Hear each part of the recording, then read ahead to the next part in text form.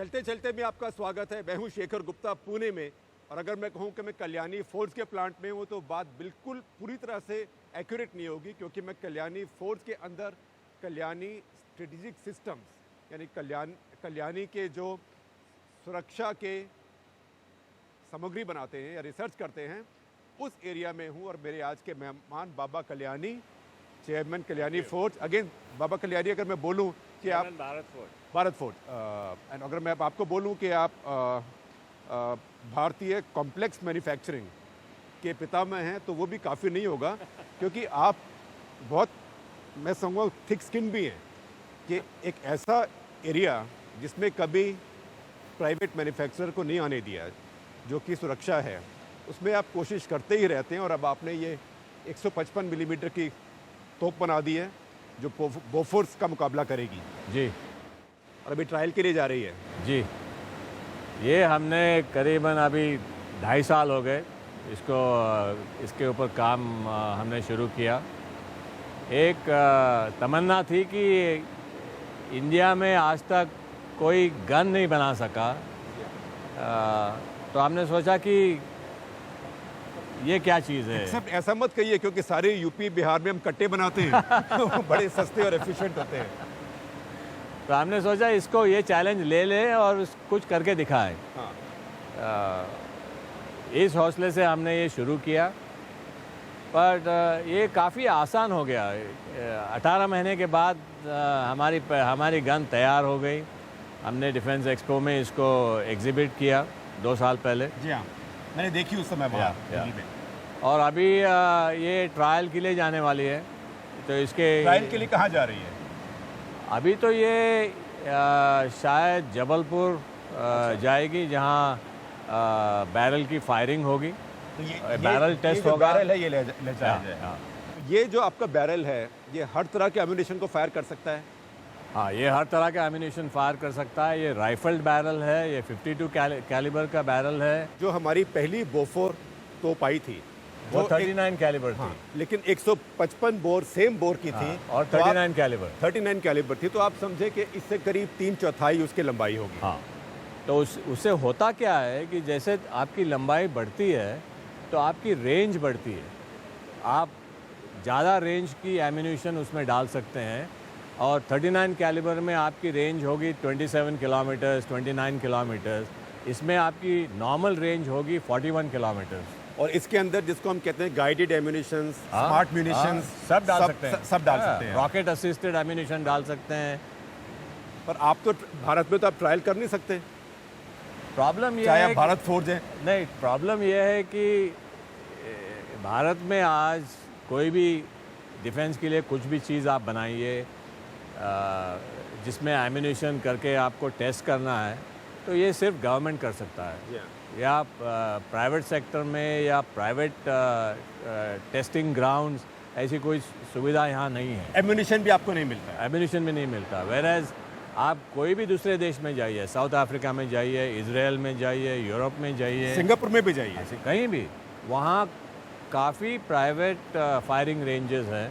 आप एम्यूनेशन खरीद सकते हैं, उसके लिए आपको लाइसेंस लेना पड़ता है, वो पेपर वर्क करना पड़ता है, पर ये सब मिलता है। जब आपने शुरू किया तब आपको उम्मीद थी कि कभी भारत सरकार भी प्राइवेट सेक्टर से ऐसी चीज़ खरीदेगी? देखिए शेखर साहब, हमारी फ़िलॉसफी ऐसी रही है कि कभी भी हमने कोई नई चीज़ की भारत फौज में, जैसे मिड 90s में हमने सोचा कि हम दुनिया के एडवांस मार्केट में जाके हमारा माल बेच सकते हैं क्या नहीं, जर्मनी में ऑटोमोटिव कंपोनेंट्स के लिए। और तब जो हमको एक्सपीरियंस आया कि लोगों ने शर्ट की कॉलर पकड़ के बाहर फेंकने के बजाय सब कुछ किया। तो तुम इंडिया से आके ये बना रहे हो। एग्जैक्टली। तो हमारी सीटों के कवर बनाओ। एग्जैक्टली। तब हमने इरादा किया कि ये हम बदल के रखेंगे। और आज स्थिति ये है दुनिया में कि अगर आप 2 बार एक कार में, अलग अलग कार में बैठते हैं, तो चांस है कि एक में आपका क्रैंक शाफ्ट और ट्रांसमिशन होगा। जरूर। किसी भी ब्रांड की कार हो, किसी भी। और मैं देख रहा हूँ कि आप तो अभी हवाई जहाज़ों के लैंडिंग गियर भी बना रहे हैं। जी, और हवाई जहाज़ों के लैंडिंग गियर बना रहे हैं, रोल्स रॉयस के लिए जेट इंजन के ब्लेड्स बना रहे हैं, बोइंग 737 तक या के लिए। 737 के लिए स्ट्रक्चरल कंपोनेंट्स बना रहे हैं, टाइटेनियम में, ये सब टाइटेनियम में बनता है। ये जो आपने बोला अल्ट्रा लाइट गन बनाई है आपने, बहुत हल्की टाइटेनियम से बनाई है। इसमें हमने एल्यूमिनियम यूज़ किया है और टाइटेनियम से भी हल्का है। अच्छा, हाँ, एल्यूमिनियम अलॉय यूज़ किया है। और ये नॉर्मल गन जो ये 105 गन है जो हम अमेरिका से ले रहे हैं एक, वो तो बड़ी है। वो बड़ी है, वो 155 39 कैलिबर है। ये इंडियन फील्ड गन है 105 जो कानपुर में बनती है। पुरानी जो है हाँ, पुरानी। इसका वज़न होता है 4 टन। हमने इसको रीडिज़ाइन करके इसका वज़न 900 किलोग्राम बनाया। दैट मीन्स 1 टन से भी कम। हाँ, 1 टन से भी कम। हाँ। और उसके कारण हम ये एक छोटे ट्रक पे लगा सकते हैं। हाँ। और ये ट्रक से भी फायर कर सकते हैं। और ये छोटे हेलीकॉप्टर से भी ले जा सकते हैं। हाँ, कहीं भी ले जा सकते हैं। तो इसमें आप आगे काम करना चाहते हैं कि जो अल्ट्रा लाइट हॉविट्ज़र्स हमें चाहिए, जैसे अभी तो कुछ 100-150 अमेरिका से लिए जा रहे हैं हमारी जो माउंटेन डिवीजन्स हैं उनके लिए, आप कल को उसमें भी कम्पीट करेंगे? हाँ, ज़रूर करेंगे। हमारा इरादा ये है कि आर्टिलरी में हम तोपखाने में हम दुनिया एक 10-15 साल में we want to be in the top 2 और 3 in the whole world in the artillery business. और आप सोचते हैं कि भारत सरकार और भारत की सेना आपसे खरीदेगी या दुनिया भर में बेचेंगे? ऐसा है, अगर आप अच्छे क्वालिटी की चीज़ बनाएंगे तो हमारा एक्सपीरियंस है कि लोग खरीदने को आते हैं। ये जो तोप है, क्योंकि बोफोर्स भारत में, एक बोफोर्स का नाम ले तो कई तरह के दिमाग में बातें आती हैं। ये जो बोफोर्स गन का रिप्लेसमेंट है या ये उससे अगली पीढ़ी की, अगली जनरेशन का? देखिए शेखर, बोफोर्स की गन उसकी डिज़ाइन करीबन 35 साल पहले हुई थी। तो वो टेक्नोलॉजी में इलेक्ट्रॉनिक्स बहुत कम है, सब मैकेनिकल चीज़ें हैं, उसकी मेंटेनेंस भी ज़्यादा होती है। तो हमने उसको, उसकी मोबिलिटी नहीं है, उसको टो करके ले जाना पड़ता है। हमने काफ़ी इम्प्रूवमेंट्स की है उसको, कि हमने एक APU लगाया, ऑक्सिलरी पावर यूनिट, और हमने इसमें स्टीयर बाय वायर टेक्नोलॉजी का इस्तेमाल किया है। जैसे फ्लाई बाय वायर होता हाँ, है, वो भी हमने यहाँ डिज़ाइन किया है खुद, स्टीयर बाय वायर टेक्नोलॉजी। सो उसके कारण ये मैकेनिकल कनेक्शन कहीं नहीं है, मेंटेनेंस फ्री हो गया है, और उसके कारण से टर्निंग सर्कल बहुत कम हो गया है एंड मोबिलिटी इंक्रीज हो गई है। तो अभी जो मेक इन इंडिया हुआ, इससे क्या फ़र्क पड़ा है? इससे और पहले की पॉलिसी में, नीति में क्या फ़र्क हुआ है? एक तो है कि इंडस्ट्री का इंटरेस्ट लेवल डिफेंस में बहुत गुना बढ़ गया है। I mean people like us, हमने कभी इतनी बड़ी investment without any orders, without any contracts, और कोई जंग भी नहीं हो रही है आजकल। एग्जैक्टली, वो कभी की नहीं होती अगर ये मेक इन इंडिया की फ़िलासफ़ी नहीं आती। तो मेक इन इंडिया की फ़िलासफ़ी से at least for people like us एक उम्मीद है कि अगर आप अच्छे प्रोडक्ट्स यहाँ बना सकते हो, इंडियन प्रोडक्ट्स बना सकते हो, तो आपको यहाँ गवर्नमेंट से कुछ मदद मिलेगी, स्कोप मिलेगा कि आपको लेवल प्लेइंग फील्ड में कम्पीट कर सकते हैं। सोच रहे हैं कि डिफेंस में ये जो माइंडसेट हैं, जो दिमाग हैं, वो अब खुल रहे हैं? हाँ, खुल रहे हैं, ज़रूर खुल रहे हैं, ज़रूर खुल रहे हैं। तो अब ये प्राइवेट सेक्टर को कोई शक की निगाह से नहीं देखा जा रहा है, शक क्वालिटी का भी और शक नियत का भी। आई थिंक ये काफ़ी हद से ये कम हो गया है। कम हो गया। पर इंडस्ट्री को भी थोड़ा परफॉर्म करना चाहिए, इंडस्ट्री को भी दिखाना चाहिए अपने देश को कि हम कुछ कर सकते हैं, हम कुछ प्रोडक्ट्स बना सकते हैं, हम ये प्रोडक्ट्स बेच सकते हैं। ये अपनी भी रिस्पॉन्सिबिलिटी होती है। ये मैं देख रहा हूँ, ये गन बैरल्स हैं आपके। हाँ, ये 155 mm 52 कैलिबर है। इसी गन का है। हाँ। इसका नाम रखा भी आपने कुछ? नहीं, इसको अभी भारत 52 कहते हैं। भारत 52। और T-72 मशीन पार्ट, ये क्या ये चीज़ है? T-72 टैंक का बैरल हाँ। है। ये हमने इसलिए बनाया कि काफ़ी टैंक्स में बैरल की परेशानी है। बैरल्स जैसे भारत की आर्मी में टैंक हाँ, बैरल्स आई बिलीव काफ़ी टैंक बर्स्ट हो रहे हैं, काफ़ी टैंक अभी इस समय काम में नहीं आ रहे, अनसर्विसेबल है। आंसर। तो उसके लिए हमने हमारी टेक्नोलॉजी से एक बैरल बनाया कि ट्राई करके देखे ये चलता है कि नहीं।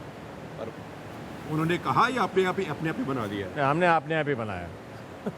उन्होंने ट्रायल अभी किया कि नहीं किया? नहीं किया। सोवियत ओरिजिन के या रशियन ओरिजिन के टैंक हैं, उनसे तो आपका पुराना प्रेम है। क्योंकि अगर हर दूसरी कार का दुनिया में क्रैंकशाफ्ट आपका है, भारत फोर्स का है, तो मेरी समझ में भारत के हर टैंक के पहिए अब आपके हैं। हाँ, वो तो है। और वो बड़ी दिलचस्प कहानी है। वो है 25 साल से हम अभी टैंक के पहिए बना रहे हैं, उसको रोड व्हील कहते हैं। वो एल्यूमिनियम का फोर्जिंग होता है और फिर उसको रबराइज किया जाता है, फिर मशीन किया जाता है। तो वो 20 साल पहले जब हमने सुना कि ये टैंक में ऐसा फोर्जिंग लगता है, तो कहीं भी फोर्जिंग का उपयोग होता है तो हमको उसमें इंटरेस्ट आता है कि हम भी कुछ उसमें प्रयोग कर सके, हम बना सके। तो हमने एक प्रपोज़ल दिया गवर्नमेंट को कि हम भी ये बनाएंगे हमारे टेक्नोलॉजी से। तो उन्होंने जो MOD में लोग उसका निरीक्षण करते थे, उन्होंने वो रशियन लोगों को भेज दिया कि भाई ये इंडिया में एक कंपनी है, इन्होंने ये ऐसा प्रपोज़ल दिया है कि वो टैंक के व्हील्स बना सकते हैं, ये इनका प्रोसेस है। तो उन्होंने हमको एक क्वेश्चनर भेजा कि आपके पास ये प्रेस है, ये फैसिलिटी है, ये फैसिलिटी है। हमने लिखा हमारे पास ये सब कुछ नहीं है, पर हमारी प्रोसेस आपसे अलग है और हम समझते हैं कि कोई भी चीज़ सिर्फ एक प्रोसेस से नहीं हो सकती, उसको कई तरीके से जैसे आज टेक्नोलॉजी हर 2-3 साल बदल रही है, नए चीज़ निकल रहे हैं, नए प्रोसेस से आप चीज़ें बना सकते हो। हमने बोला कि हम ये प्रोसेस से बनाएंगे और हमें उम्मीद है कि हम एक अच्छा व्हील बना सकेंगे। आपकी जो रिक्वायरमेंट्स है वो रिक्वायरमेंट के ऊपर जा सकते हैं। तभी भी उन्होंने नहीं माना, तो हमको फिर एक लेटर आया कि you don't have the facilities to make the wheels, therefore we can not entertain your proposal. आपको आता नहीं है, आपके पास ये सामग्री नहीं है, इसलिए आप नहीं बना सकते। नहीं बना सकते, इसलिए आप बैठे रहिए। हाँ, बैठे रहिए। और उस ज़माने में आपको मालूम है, आपको कुछ भी चाहिए होता तो आप DGTD जाते थे, वहाँ किसी से बात करते थे कि भाई हमको ये मशीन इंपोर्ट करना है, तो वो समझता था उसको वो मशीन का नॉलेज आपसे भी ज़्यादा है। हाँ बिल्कुल। जो इंस्पेक्टर होता था वहाँ पे। हाँ। तो ये वो ज़माना था। फिर हमने एक रिक्वेस्ट की, उस टाइम डिफेंस मिनिस्टर थे पंत साहब। किसी पंत थे? हाँ, हमने उनसे रिक्वेस्ट की कि सर हम एक छोटी कंपनी है पर वी आर वेरी एंथुजियास्टिक, हम ये बना सकते हैं। हमने थोड़ा टेक्निकल डिटेल कैसे बनाएंगे, क्या स्टेप्स में बनाएंगे, उनको दिया। मेरे को लगता है वो कन्विंस हो गए हमारी उम्मीद से कि हम रियली कुछ कर सकते हैं। He was I think convince because of my enthusiasm and whatever I was able to put across. तो उन्होंने बोला बनाओ, पर हम आपको कुछ पैसा नहीं देंगे, अपने खर्चे पे बनाओ। अपने खर्चे पे बनाओ। हमने बोला ठीक है। हमने बनाया, उन्होंने ट्राई किया, इट सक्सीडेड। और अभी लास्ट 20 ईयर से T72 और नाउ T90 के सब व्हील्स यहाँ बनते हैं। आप बना रहे हैं? हाँ। बल्कि अभी ये स्थिति तो नहीं आई कि आप एक्सपोर्ट भी करें उसको और देशों के लिए? एक्चुअली हमने अभी शुरुआत की है एक्सपोर्ट की, क्योंकि एक्सपोर्ट के लिए एक प्रॉब्लम है अपने देश में कि क्लियरेंसेस चाहिए। हाँ, पॉलिसी इज़ नॉट क्लियर। क्या आप एक्सपोर्ट कर सकते हो, क्या नहीं कर सकते हो, किसको कर सकते हो, वो एंड यूज़र सर्टिफिकेट कहाँ से ला सकते हो। और ये टैंक के व्हील जो होते हैं नॉर्मली स्पेयर पार्ट्स होते हैं। अभी ये कहाँ यूज़ हो रहे हैं, किसी को दे दें, कल को ICs के टैंक निकल आए। एग्जैक्टली। तो ये प्रॉब्लम है।